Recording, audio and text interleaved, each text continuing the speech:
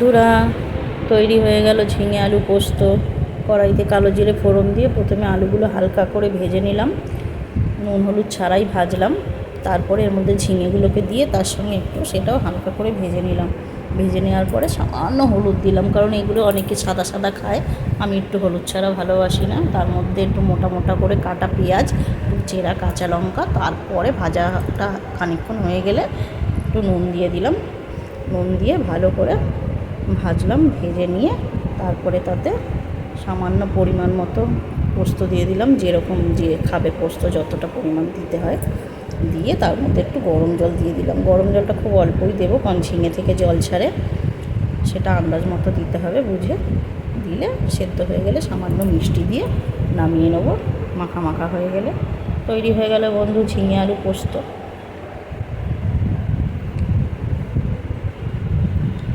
তোমরা কে কে ভালো খাও ঝিঙে আলু পোস্ত একটু জানিও কমেন্ট বক্সে।